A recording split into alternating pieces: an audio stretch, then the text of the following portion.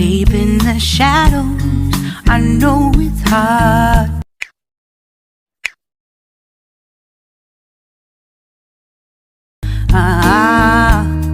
So far is the echo. When do we start?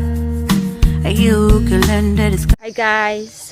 Hi guys, good morning. So today, nandito na ako ngayon sa farm. Dito kami natulog. So ayan, magkakape na kami. Nakasalang na yung mainit na tubig. At napaligiran ng mga duck. Ayan o. So ayan. Ito yung second batch ng corn na to. So last time na pumunta ako dito ay 2 weeks na natanim. At ngayon, pagbalik ko, ito na sila. Mga July to i-harvest. So, ayan. So, malapit na tayong mag-harvest para meron nang makain yung ating mga alaga dyan. Oh, ayan. Ayan sila. So, ngayon, puntahan natin yung iba pang mga alaga. Nandoon sa kabila. Doon sa harap ko. Sige, puntahan natin. Pero, papakita ko muna itong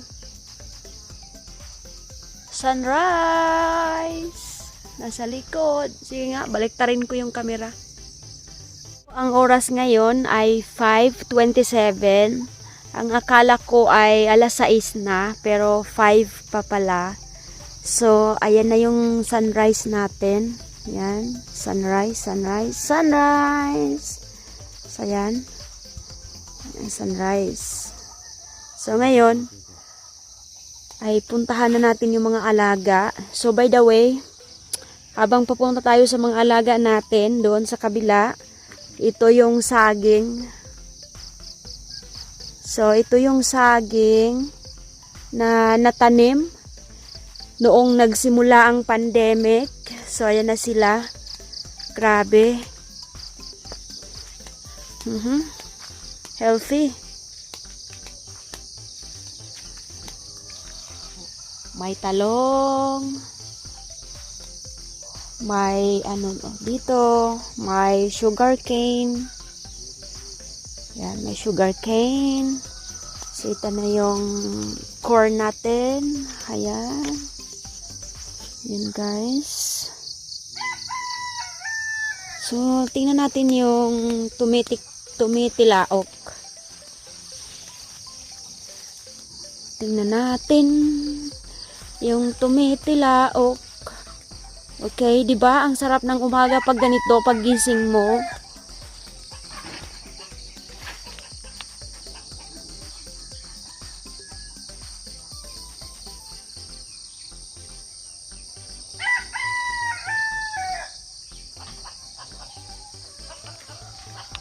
So, ayan. 5:27 in the morning. So, ganito na ka,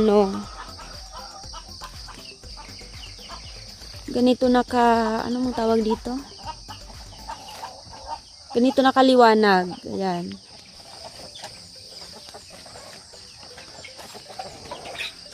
Nandito. Ito ang aking tatay. Ayan. Hi, Tay. Good morning, Tay.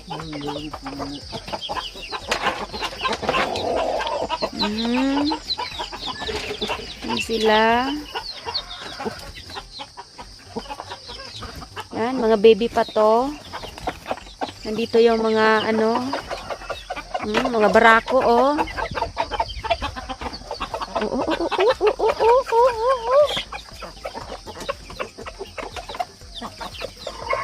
Uy. Uy. Nag-aaway kayo ah.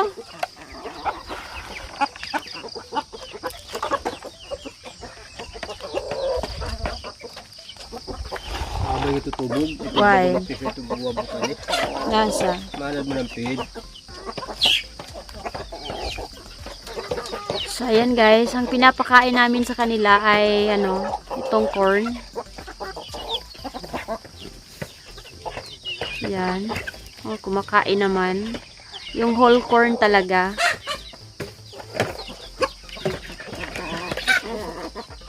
Nag-aaway na dito.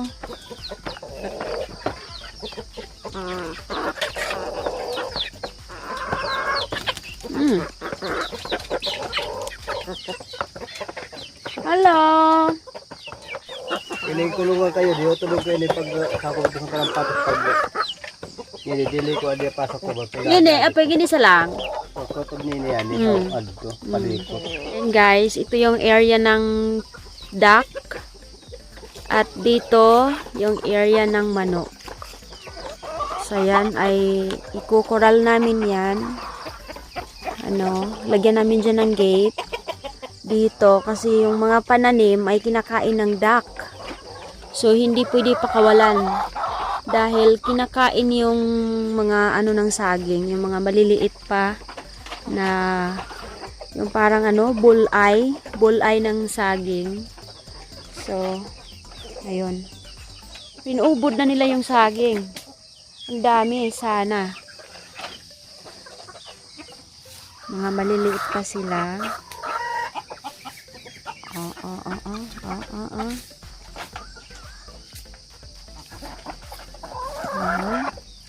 Nagsidatingan.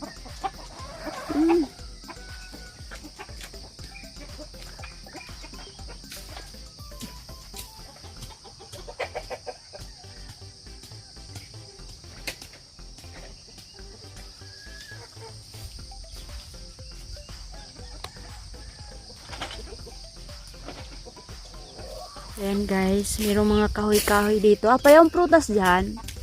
Ang prutas? Bayabas lang. Wenda? Ay, ito nga tuloy, bayabas.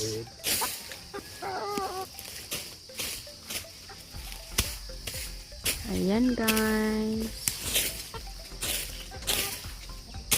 Tingnan natin si Adi, belum masag bo yang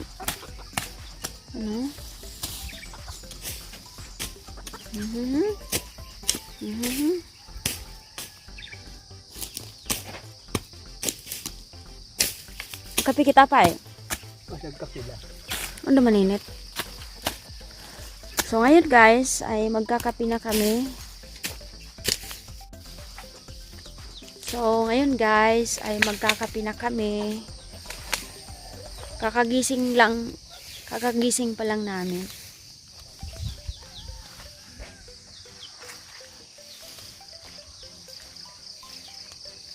So kakagising pa lang namin. At ngayon ay magkakape na kami. So ito guys, yung sugar cane. Yan, hinarvest nila. Actually, hindi ako niyan masyado mahilig. Kasi dito, parang feeling ko na malagkit dito sa liig ko. Wow, may talong. Apay, ikaw na mga kape kita, apay. And guys, wala kaming strainer dito. So, diretsuhin ko na lang.